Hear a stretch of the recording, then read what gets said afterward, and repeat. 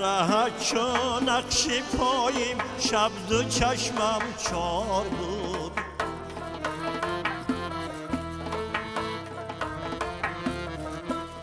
در سری میجگان نگه خواری سری دهوار بود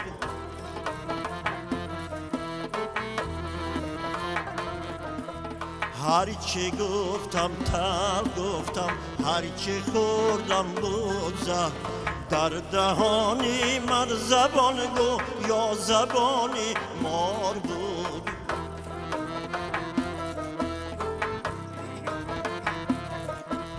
در دهانی من زبان گو یا زبانی مار بود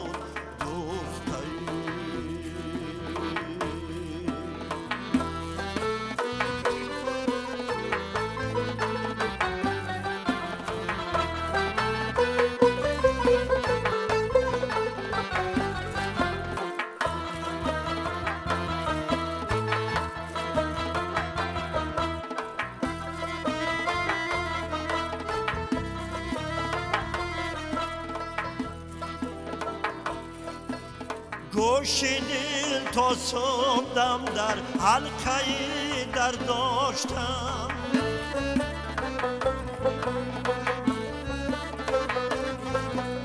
بر کفی امید من زنجیر شامی تار بود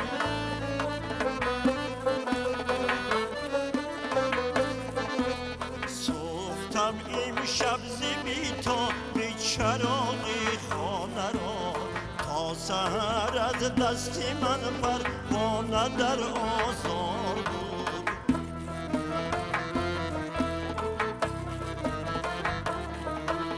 تا سحر از دستی من پروانه در آزار بود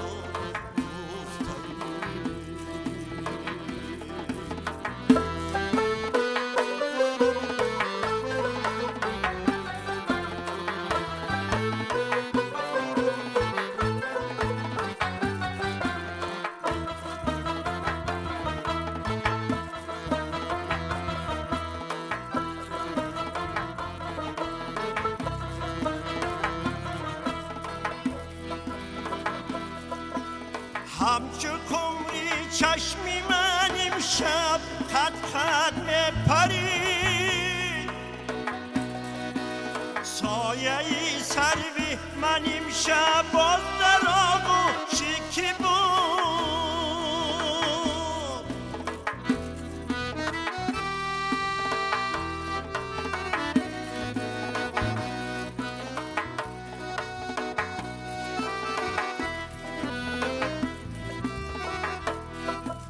همچو کمری چشمی من امشب خط خط میپرید سایه ای سروم امشب باز در آغوشی کی بود سیدا احوالی امشب را چی میپرسی ز من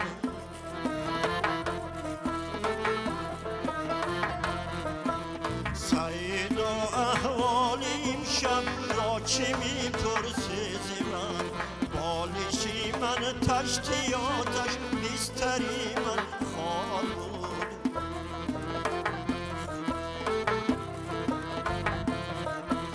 در ره چون نقش پاییم شب دو چشمم چار بود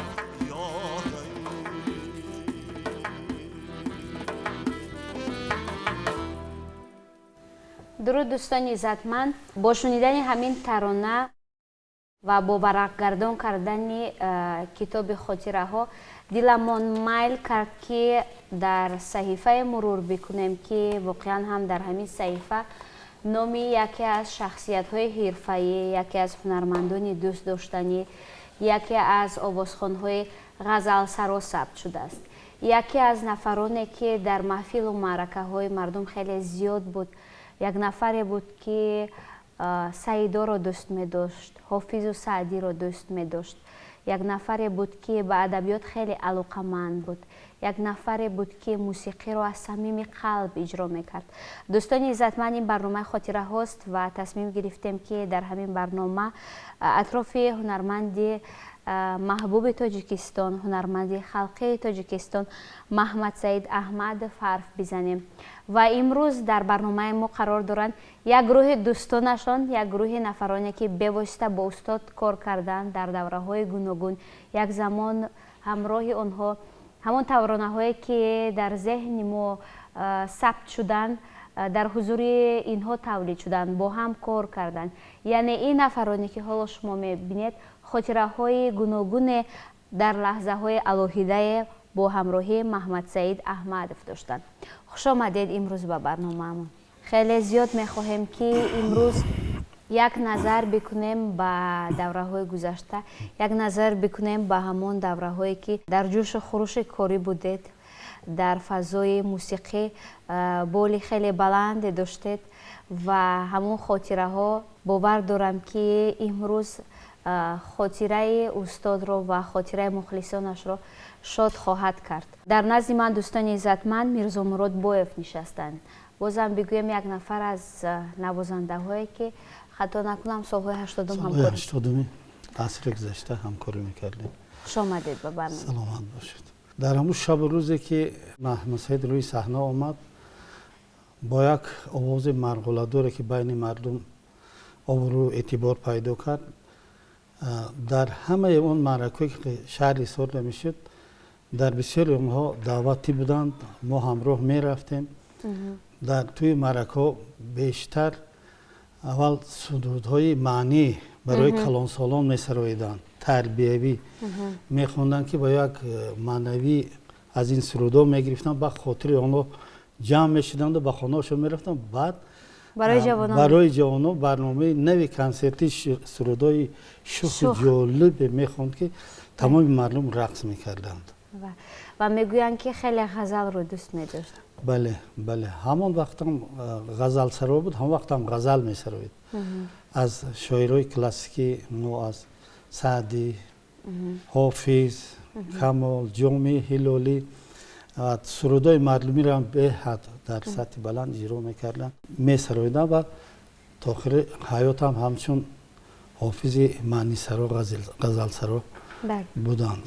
давраҳои ҳамкориҳои шумо аз куҷо шурӯъ шуд, аз чӣ шурӯъ шуд? пешниҳод аз кӣ буд? бале, сараввал киро дарёфт? солҳои 80 давраи ҷавонӣ моям буд. акои Маҳмадсаид аз мо 1-2 сол калонтарак буданд, сину солқатӣ. моям рӯи саҳна будем, ҳам вақт ҷавон будем. Маҳмадсаид моро ба дасташ даъват намуданд ки мо ҳамроҳи ва ё дар чорабиниҳо консерту бо ҳам бошем ва бо ҳам таи чанд сол боз будем ва то охири умри акои Маҳмадсаид ҳамчун дӯст боқӣ мондем.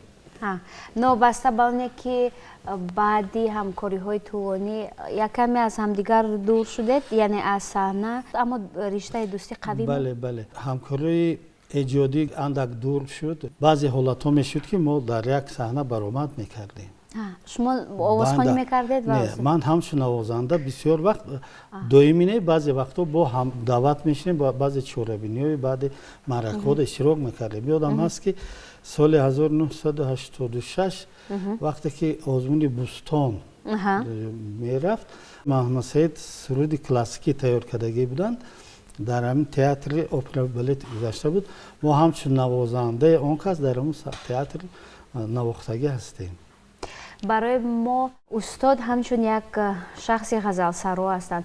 новбаста ба оне ки дар авҷи муваффақияташон, оне ки дар байни мардум зиёд буданд, мо он солҳо набудем, аммо дар наворҳои видеоие ки тариқи телевизион пахш мешавад мебинем як нафаре ки ба мусиқӣ хеле алоқаманд аст, як шахси воқеан ҳам садояшон махмалин марғуладор буд, ҳамин гуна мешиносем. вале шумо як нафаре ҳастед ки бо устод бевосита ҳамроҳ бо ҳам будед. чӣ гуна шахсият буданд? оне ки мо эҳсос мекунем ҷиддӣ буданд, оромтабиат ва ё шухтабиат? Маҳмадсаид рости гап шӯхиро меписандид. бисёр шахси нар буданд. чунон гап мезад ки худи шахс ҳамчун дар ба худ қабул мекард.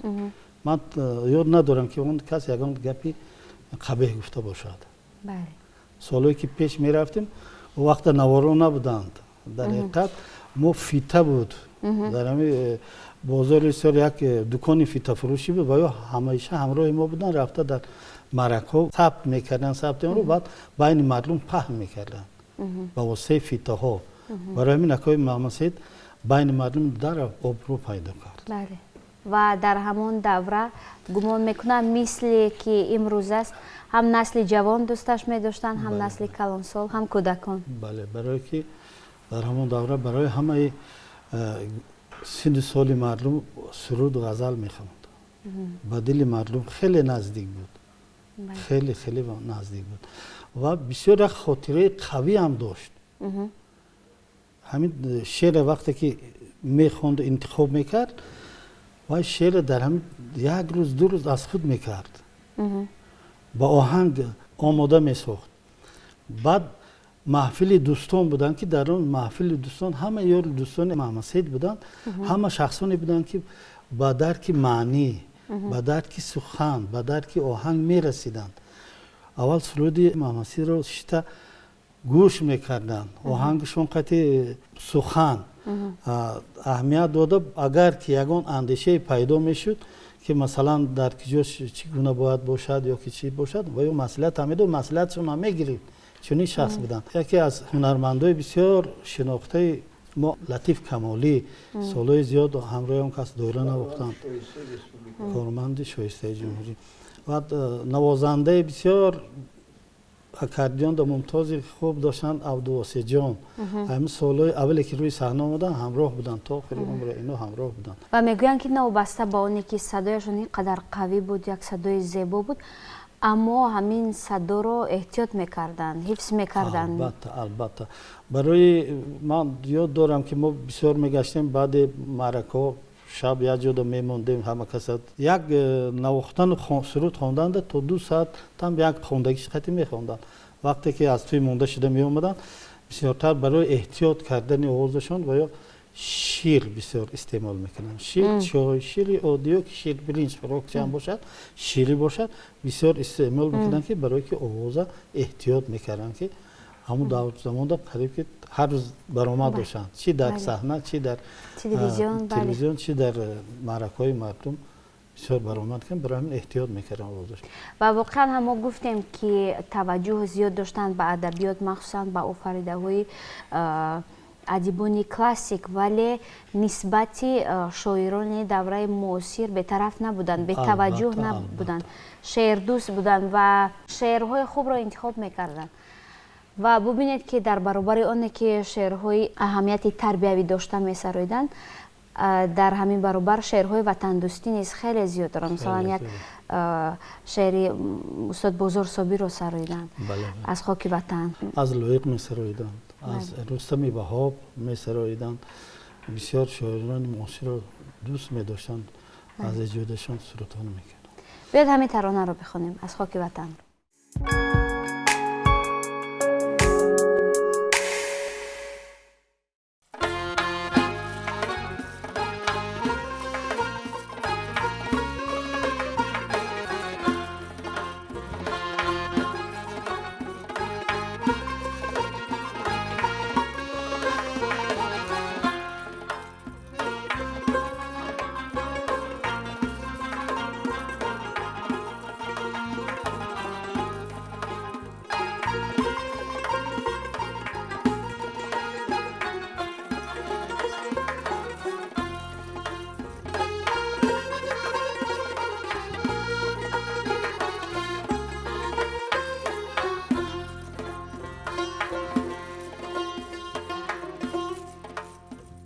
از خاک وطن گوری پدر در دلی من مادر چو مزاری لبی جر در دلی من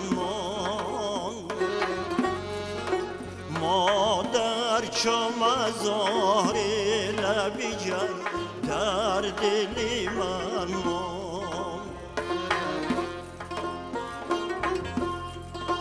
از آتش آتش غم کاغذی رو من اگر سوخت از خواهری من کاغذی سر در دل من ماند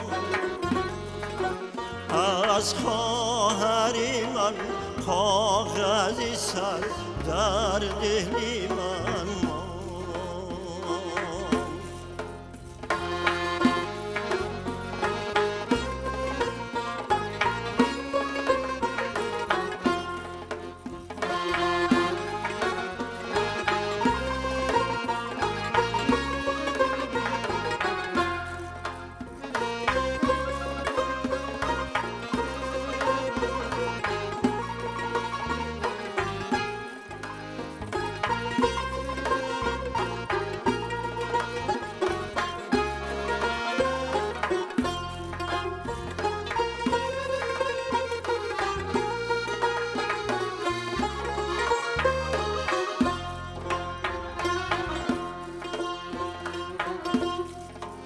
در بسته و فرزندی پدر در پسی در آن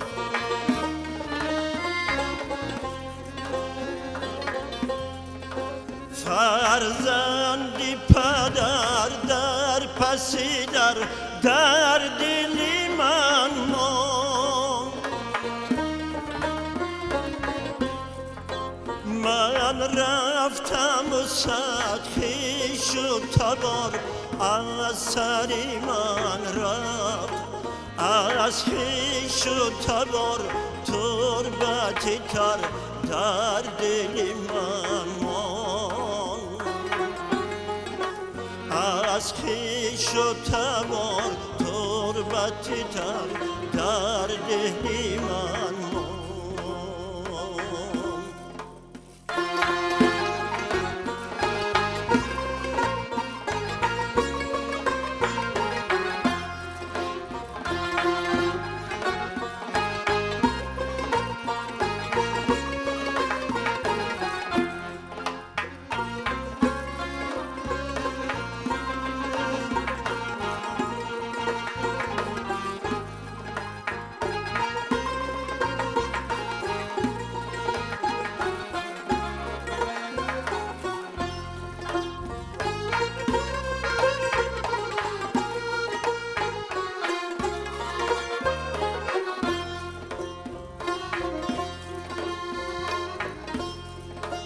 بر سوزن دیواری من از رشته عمرم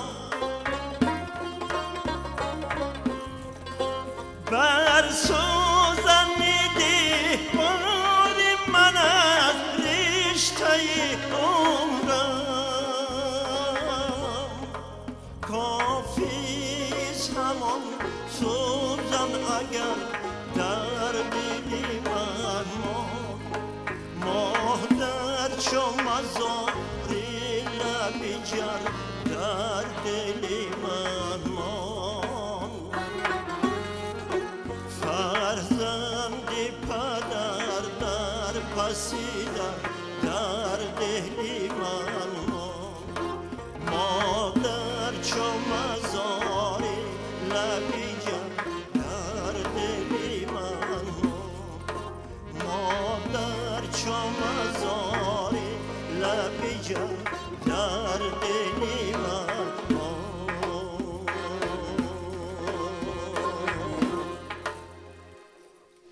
تشکر زیاد. واقعا هم همین شعر رو هنرمندانی دیگر نیز در شکل و شیوه خود پیشنهاد کردند و گویا که همین شعر در اجرایش هر آوازخوان معنای نو پیدا میکند و همچنین در اجرایش محمد سعید احمدов نیز گویا یک معنای دیگر داشت. گویا که در برابر اونه که همین شعر رو تجسم میکرد گویا خاراکتر استاد رو نیز تجسم میکرد. شما نیز یکی از نفرانی هستید که با استاد خیلی دوستی صمیمی بودید، دوستی نزدیک بودید و میگویند که مصلحت‌های زیاد هم گرفتید از استاد. محمد سعید احمدov بسیار یک انسان زمینی بودن، بسیار خاکسار انسان بودن. در طول قریب 20 سال ما با همدیگر رفیق بودیم، برادر بودیم، کار کردیم، همکاری میکردیم. من یگان وقت یگان سخنی دقل استاد شنیدگی نبودم. استاد همه وقت سخنایی نمیگفت، شاگردای راه درست تربیت میکرد و همه وقت تاکید میکرد که خب برادرای عزیز چیزای پست یگان وقت دست نزنید. بعد از خواندن همون چیزای سرودای شعرهای بلند گرفت که پسند مردم شود. رشته دوستی شما از کی پیوست شد؟ وقتی من جوان بودم استاد حافظی میکردم، من آرزو میکردم که استاد ببینم. بسیار من عاشق آواز و صنعت مکتب استاد بودم. با همون روزا رسون اومدیم فرهنگ حساب به کار بدر اومدیم. از اون قریب 20 سال 22 سال میشه که ما استاد قطعی رفیق بودیم. یکی از هنرمندانی بود که در بخش‌های فرهنگی منطقه‌های گوناگون کار کردند. مثلا یک هنرمند از یک منطقه شهرت داشت یا در همون منطقه زندگی میکرد، در دوام عمر یا به پایتخت می آمد، از همینجا آوازه شهرتش به دیگر منطقه ها میرفت. ولی استاد از جمله همون نفرانی است که در ناحیه های گوناگون کار کردند. در دنغره بودند، در منطقه رشت خیلی زیاد کار کردند. شما هنگامی که درباره اشان سخن میگویید یا ترانه هایشان را میخوانید، بیشتر چی پیش نظر می آید؟ سیمای استاد و یا همون خاطره ها، همون لحظه های همکاری؟ گرچه استاد در نزد ما نیست، لیکن آوازی وای، صنعتی وای، سخنای وای خواندگی در دل دیده ما جا است.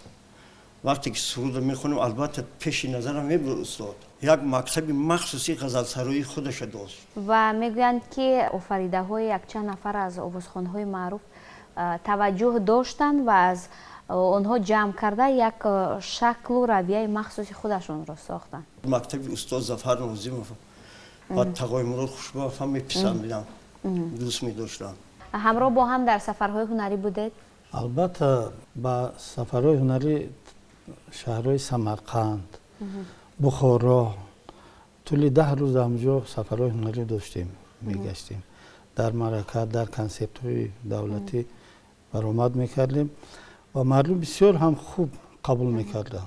و چون از وطن خواندیم بازم مایل کردیم که از آفریده های محمد سعید احمدوف از وطنش انتخاب کنیم، از همون آفریده هایی که درباره وطن گفتن، وطن رو وصف کردن، زیرا که در آفریده هایشان وصف وطن، وصف همین آبادی، همین زیبایی ها زیاد دیده می شد. احساس می شد که یک آوازخوانی بودند که صمیمیت داشتند به همین میهن، به همین ملتی که واقعا هم او را پذیرایی کردند با همون مهارتی که داشت.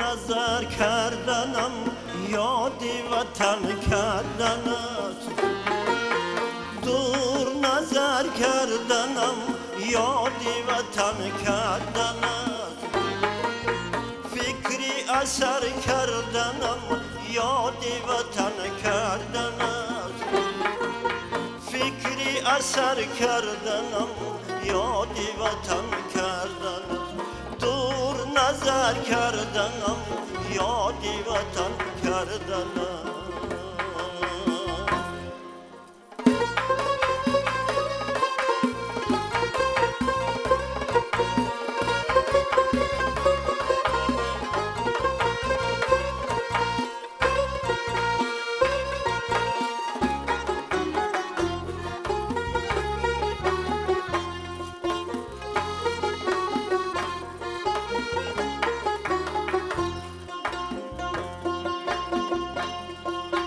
مادر دلسوز رفت، مهر شب و روز رفت، مادر دلسوز رفت، مهر شب و روز رفت، یاد پدر کردنم یادی وطن کردنم، یادی پدر کردنم، یادی وطن کردنم، دور نظر کردنم، فکری اثر کردنم.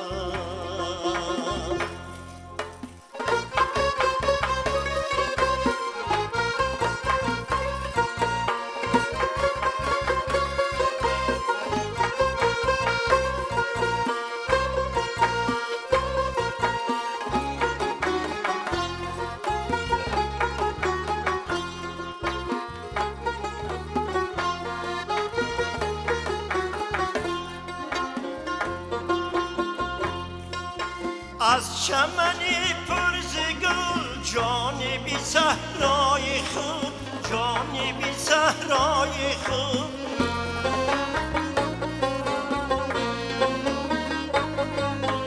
از چمنی پرز گل جانی بی صحرای خود، جانی بی صحرای خود،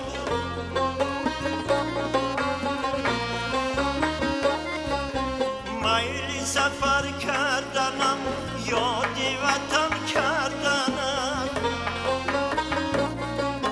در همه کنج جهان از غمی غم رهان، در همه کنج جهان از غمی غم رهان، داغ جگر کردنم، یادی وطن کردنم، داغ جگر کردنم، یادی وطن کردم، دور نظر کردنم، یادی وطن کردنم، یادی وطن کردنم، یادی وطن کردنم.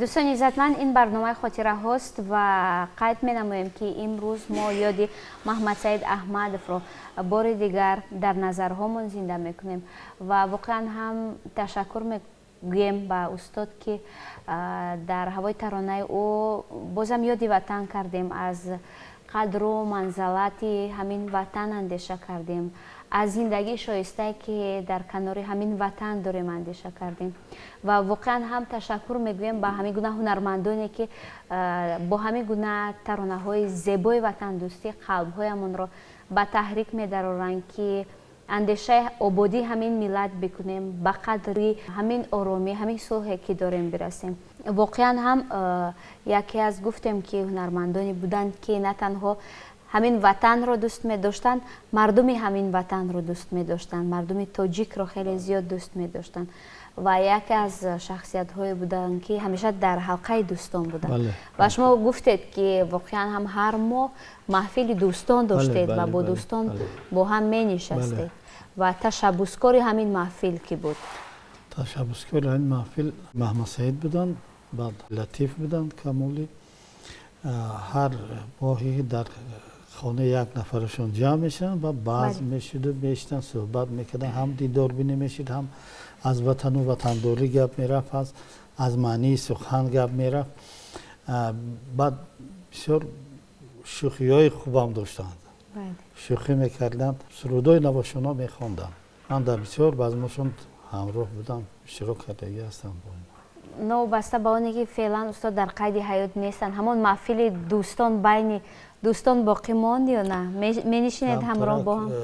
کمتر کاسته شد، از بعد رفتن یکای مسجد کاسته شد. بلبلی صحنه گویا که مردم اندک دور کرد از یک دیگر جمع شدنشون. زیاد یاد میکنید؟ البته سیمای اون کس هیچ وقت از نظر من دور نمیشه. میگوین خیلی مهنت دوست بودن، بله. حتی تا لحظه های آخرین و پسین عمر زحمت میکشیدن خیلی زیاد. همین است که ترانه هایشون خیلی زیاد. از مکتبشون گفتیم، از ترانه هایشون گفتیم، از مهارتشون گفتیم. یکی از ترانه هایی که خیلی معروفیت زیاد داشت و یکی از ترانه هایی که من باور دارم که عمر خیلی زیاد خواهد دید، این ترانه خوش نمی آید مرا. درباره همین ترانه شما چی میدونید؟ در همون سالها، در حالی که مردم تا کنون این ترانه را دوست می داشتن، اون سالها چگونه قبول کردن، چگونه پذیرایی کردن؟ در اون سالها در بعض معرکه یک سرود تا 2-3 بار می خوندند، چون که خلق خواهش میکردن که همین سرود تکرارا خوانید بار دیگر. این سرود از همون دوره بین مردم معروفیت پیدا کرده بود. یا که سرودی در جستجوی کریم دیوانه هست میخوانند بسیار برادرها چنین ارزار میشب بسیار یک سرودی است که از قلب مردم دور نیست، حاضر مردم میسراید. از نگاه شما همین گونه ترانه های موفق مثل خوشنمی آید مرا، مثل کریم دیوانه، همین گونه ترانه ها تصادفاً میبرویند، یعنی اونی که شعله الهام بالا میگیرد و همین ترانه تولید میشود و یا زحمتی بیشتر؟ سرود همون وقت تصادفاً میگیم که یک آهنگ خوب اجرا میشد وقتی که الهام میبیاد. وقتی که الهام میبیاد در یک سر یک مصرع شعری اندیشه میرونید، آهنگ فکر میکنید و این سرود بسیار خوب جاودانه میبراید. این است که همین سرودایی که من طول 40 سالم که ما با هم زیاده از 40 باشه رفیقان باشه، همین سرودها جاودان آماده ساده است. در خانه خود من فیتای اکای محمد سعید هم نوارش هم فیتایی که سالهای پیش حاضر هم وجود دارد گوش میکنید؟ گوش میکنیم. مرکایی که به نوار گرفتگی هستیم خانه این آلبوم هست میمونیم تماشا میکنیم. خوش به حالشان که نامشان رو مونده جاودان و نامشان را 100 ساله های دیگر نسل های بعدی به زبان خواهند آورد و معلوم نیست که باز چندین قلب های دیگر در زیر ترانه های او آرامش پیدا کنند، در کنار آرامش قرار داشته باشند. چون از ترانه خوشنمی آید مرا گفتیم، از اکای فتحی‌دین خواهش میکردیم همین ترانه را اجرا کنند.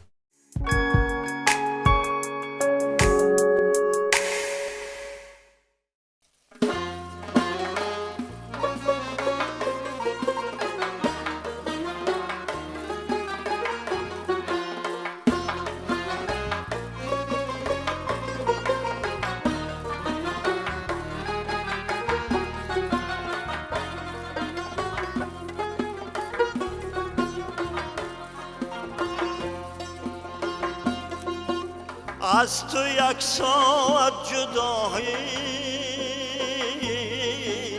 خوش نمی آید مرا، خوش نمی آید مرا.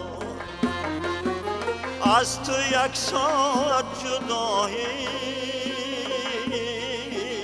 خوش نمی آید مرا، خوش نمی آید مرا. با دیگر کس آشنایی خوش نمی آید مرا، خوش نمی آید مرا. گویم روزین در سلطانی وقتی خیش باش، گویم روزین در سلطانی وقتی خیش باش. بعد سلطانی گدایی خوش نمی آید مرا، خوش نمی آید مرا. از تو یک ساعت جدایی خوش نمی آید مرا، خوش نمی آید مرا.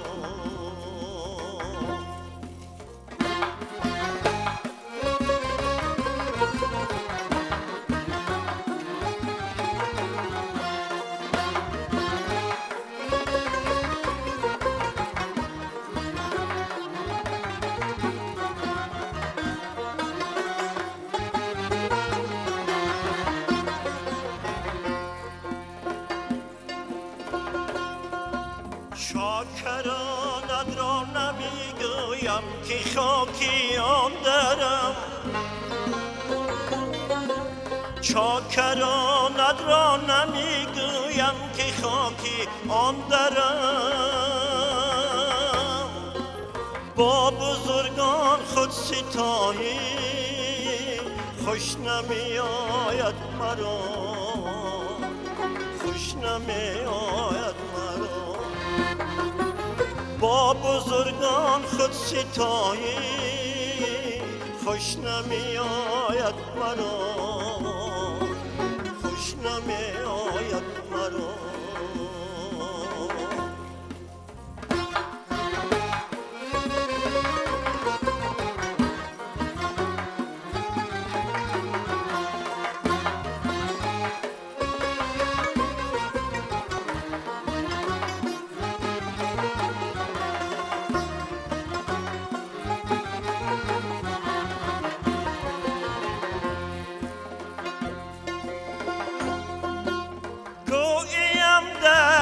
بیار از عکس رویت را نما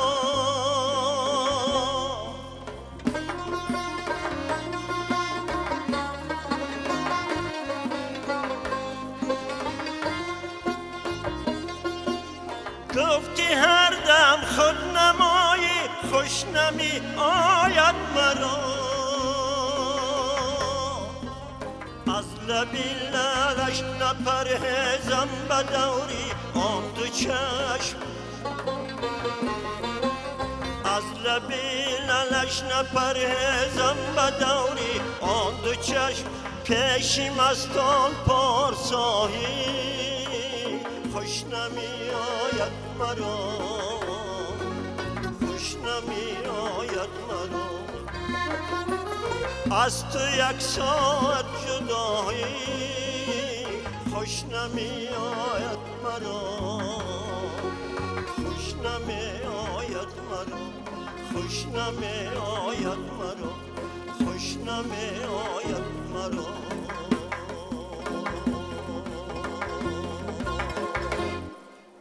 تشکر زیاد. صدایتان خسته نباشد. همین ترانه برای شما چقدر قدر و منزلت دارد؟ تا کدام اندازه پسند است؟ وقتی که استاد هنرمند نوتک رو استاد محمد سید احمدov از کار برونیم با گفت فتحالدین بیا من تو یک چی میتیم یک جایی رفتیم درون ماشینش دو تا فیته برآورده بود بچه گفتم دو تا فیته میبری خانه گوش میکنی از درون بسیار چیزها میگیری در اون فیته از همون دورهای بچگی سرودهای سرارگیش میداد بعد ما همین سرود از تو یک سرود جلویی گرفتیم خب بسیار گرفتگم نه که این پسند ما گرفتم این سرود ما واقعا هم یک ترانه خیلی زیبا است، یک ترانه که من گمان میکنم نفری نیست که به او تاثیر نکند همین ترانه و اومد برای شما تشکر که امروز اومدید همراه با ما بودید و یادی از دوستتون از همکارتون کردید از یک نفر شخصیتی که همه مردم کشور او را دوست می‌دارند در زیر هوای ترانه‌های او می‌خواهند در کنار آرامش قرار داشته باشند. تشکر برای شما، تشکر از حضورتون و دوستان عزتمند خاطر رسان میکنم که این برنامه خاطره ها بود و ما امروز یاد کردیم از هنرمند خلقی تاجیکستان محمد سید احمد. آرزوی آن را داریم که بگذار که غم به مرز زندگیتون راه نیابد و بگذار که در خاندان شما همیشه ترانه‌های شوخ و زیبا و دلنشین صدا بدهد. خیر عزیزان.